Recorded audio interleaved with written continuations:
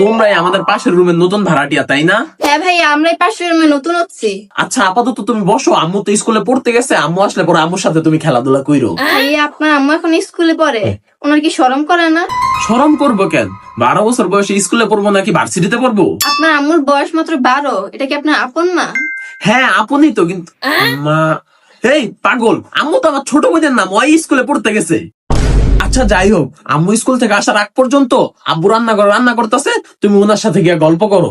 আব্বু রান্না করতেছে, কিন্তু আমি তো আপনাদের রান্নাঘরে একটা মহিলা দেখলাম। হ্যাঁ তুমি ঠিকই দেখছো, রান্নাঘরে যে রান্না করতেছে ওইটাই তো আমার আম্মু, আর আমার আম্মুর নামই হইলো আব্বু।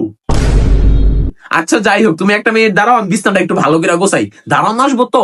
ওই আইসা আবার বিছনা আইলানি পাইলে চিল্লা চিল্লি করে ঘরের ভিতর। ভাইয়া দারোয়ান চিল্লাইবো কে? দারোয়ান কি আপনার কিছু লাগে?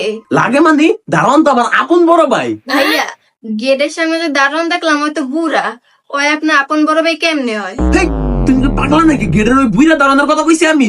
দাঁড়ান তো আমার বড় ভাইয়ের নাম, ওই আঙ্গ ঘরে আইবো। আচ্ছা ভাই, এসব বিষয় বাদ দেন, আপনাদের বাসায় কি কোনো বুয়া নাই? হ, বুয়া আছে তো, কিন্তু তুমি কেমনে চিনো?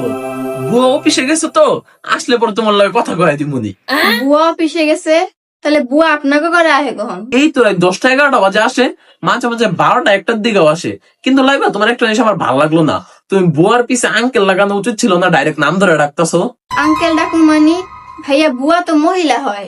হেই, মহিলা হইব কে? আমার বাপ 1 নাম্বার পুরুষ, পুরুষ না হইলে আমরা আইছি করতে। ভাইয়া, আপনার আব্বুর নাম বুয়া? হ, তাইলে আর কার নাম হইব?